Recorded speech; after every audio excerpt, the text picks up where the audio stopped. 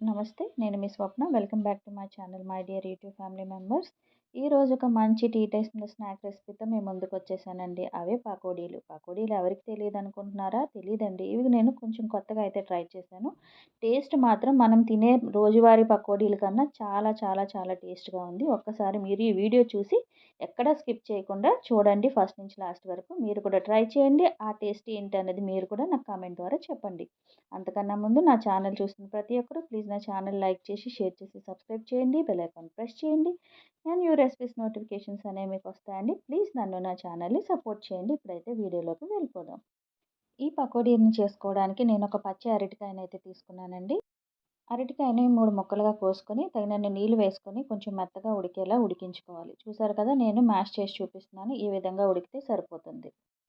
ఈ ఉడకబెట్టిన అరటికాయలని చేత్తోటి ఈ విధంగా మ్యాష్ చేసేసుకోండి. మరీ ఎక్కువగా మ్యాష్ చేసుకోని అవసరం లేదు. అక్కడక్కడ చిన్న చిన్న అరటికాయ ముక్కలున్నా పర్వాలేదు. చాలా బావుంటుంది. ఒక 4 పచ్చిమిరపకాయలని ఈ విధంగా చిన్న చిన్న ముక్కల్లా కట్ చేసి వేసుకోండి. 2 మీడియం సైజ్ ఉల్లిపాయలని ఈ విధంగా పొడుగ్గా కట్ చేసి వేసుకొని దీన్నంతటిని బాగా చేత్తోని బాగా ప్రెస్ చేస్తూ మ్యాష్ చేసుకొని కలుపుకోండి. ఇప్పుడు ఇందులోని ఒక 3 స్పూన్ల వరిపిండి వేసుకోండి. వరిపిండి ప్లేస్‌లో మీరు కావాలంటే కార్న్‌ఫ్లోర్ కూడా వేసుకోవచ్చు. అలాగే ఒక 2 స్పూన్ల శనగపిండి వేసుకోవాలి.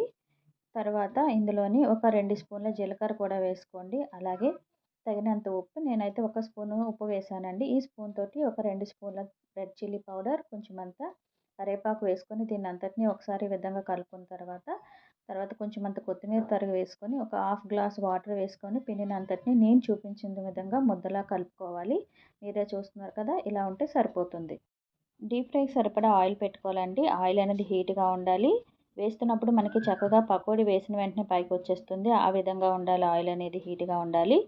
కడాయికి ఎన్ని పడతాయో అన్ని వేసేసుకొని మీడియం ఫ్లేమ్ పెట్టుకొని గోల్డెన్ బ్రౌన్ కలర్ వచ్చేంత వరకు ఫ్రై చేసుకోవాలండి. అటు ఇటు కలుపుకుంటూ.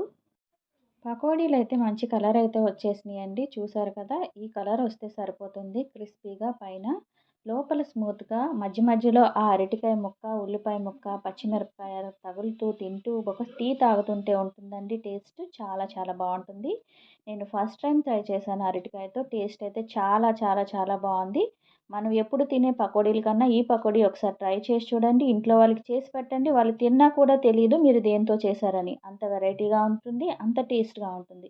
మరి నేను చేసిన ఈ పకోడీ రెసిపీ మీకు నచ్చినట్లయితే అదే అరటికాయ పకోడీ రెసిపీ మీకు నచ్చినట్లయితే ప్లీజ్ నా ఛానల్ లైక్ చేయండి, షేర్ చేయండి, సబ్స్క్రైబ్ చేయండి, బెల్ ఐకాన్ ప్రెస్ చేయండి. నా న్యూ రెసిపీస్ నోటిఫికేషన్స్ అనేవి మీకు వస్తాయండి. ప్లీజ్ నన్ను నా ఛానల్‌ని సపోర్ట్ చేయండి. ఉంటానండి. నమస్తే. నేను మీ స్వప్న.